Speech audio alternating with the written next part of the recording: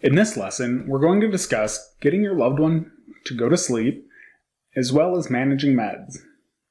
You've probably noticed by now that your loved one's Alzheimer's or dementia has affected their sleep. So a lot of this is just simply due to the brain deterioration affecting their ability to sleep. And it causes them to spend less time in deep sleep and more time spent awake at night. So they're not getting those deep kind of restorative sleep cycles. We've got issues with REM sleep where our brains do a lot of the kind of organizing and encoding. So they miss out on that. And this also causes problems with the circadian rhythm. So circadian rhythm is our general sleep-wake cycle. It tells us, when we get up and when we go to bed. But if you're awaking several times overnight, or you're not getting restorative sleep cycles, or you're napping during the day, this can get thrown off, and your whole concept of day and night can get mixed up. There are some things that we can do to help with these problems. There's a lot of research going into outdoor or bright light therapy right now. I believe that the stimulation from bright light can help keep those circadian signals on the right track. So they recommend that you get your loved one outside for at least an hour a day, or use a light therapy lamp, one of which is Verilux. We'll have a link for that in our recommended products. And there is some evidence that this may help with sundowning as well. We also want to try to establish a routine with the same wake-up time daily. I know that's not always possible, especially if we've been up all night, but trying to keep things as regular as possible can definitely help. We also want to optimize environmental cues for sleep time. So keep the sleeping room dark and quiet. You may want to add blackout curtains. You also might want to have the place where they sleep simply be the place that they sleep. So to not have a TV in there, not have other things going on. So when they go into that room, they know that it's for bedtime. You can also increase physical activity during the day. A lot of times when people can't sleep, it's because they haven't really done much all day. We'll talk about naps in a second here, but if they're feeling a little more worn down from the day and a little more tired, they're obviously going to sleep a little bit better. So you want to keep busy during the day and avoid excessive napping. Sometimes a well-placed nap or two throughout the day is very helpful, especially if you find that they're getting tired in the early afternoon or around dinner time. If you put a nap earlier in the day, they can kind of recharge a little bit and then make it hopefully to bedtime. I said you want to try to maintain a schedule. So going to bed and getting up at the same time each day is really helpful. You'll also want some wind down time as you get closer to bedtime hours.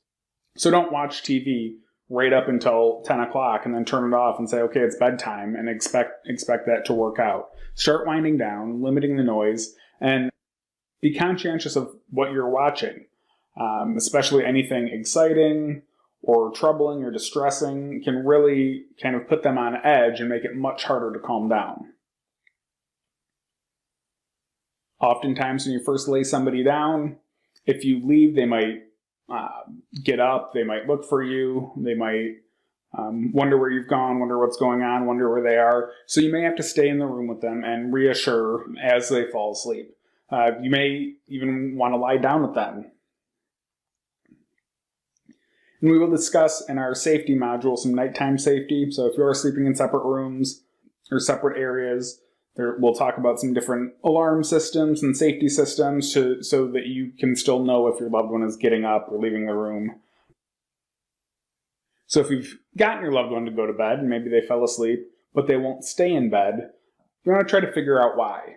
Are they getting up for a reason? Are they trying to go to the bathroom? Are they worried? Are they looking for things? Are they in a new environment? If your loved one is worried, then simply provide reassurance. Oftentimes you'll have to kind of kick the can down the road, as we talked about in verbal communication, and say, okay, we're going to stay here for now, but first thing in the morning, we'll figure that out. So you kind of validate their concern, but let them know that now is not the time, that we're going to stay here tonight, but we'll figure this out in the morning. If it is a new environment, if they're staying in a loved one's house that they're not usually at, you might need to stay in the room or lie down with them for a while, like we talked about in the last slide, just to provide that reassurance and let them know where they are, why they're there, and what's going on. Sometimes they may be looking for things or looking for people. If you have the thing, if it's a purse or a phone or something like that, you can find it for them, and hopefully that helps. But if it's something that you don't have or something that's not based in present reality, once again, kind of kick that can down the road and assure them that, we'll figure out first thing in the morning. Sometimes people also get up because they are hearing things or investigating sounds. They thought they heard somebody outside. So something that can help with this would be to provide soft music or like a white noise machine for them. Keep an eye on that because that could turn into the sound that they're looking for or trying to quiet, but that can be helpful. If this is happening to, and it's a regular thing, you might want to talk to the doctor. And there's several different medications that can be given to those with dementia that can help them sleep throughout the night. One of the kind of standard progressions would be start with something like melatonin. If that doesn't work, maybe they work up to something like trazodone or mirtazapine or Remeron. And those can be helpful. I would caution against using most over-the-counter sleep aids that contain diphenhydramine. It seems to be things like Benadryl, Tylenol PM, things like that, as well as the prescription cholinergics like Ambien or Lunesta are generally not tolerated or recommended for people with dementia. It can really increase confusion and cause a lot of problems. Speaking of medications, if you haven't already, you're probably going to need to take over managing your loved one's medications. You can use simple organizers for the very earliest stages of dementia. The ones you get at the pharmacy that have the AM and PM pills and you put in for a week. But I generally wouldn't recommend that long term. If it's not possible to have somebody there to oversee the medications, there are some higher tech solutions. There are some that look kind of like the ones that you can buy at the pharmacy, but they might have alarms and you can actually lock out days that they're not on. And there's some higher tech automatic dispensers. So the picture here is the Philips Medication Manager. It is a subscription service. I think it's $60 a month, and there might be a setup fee.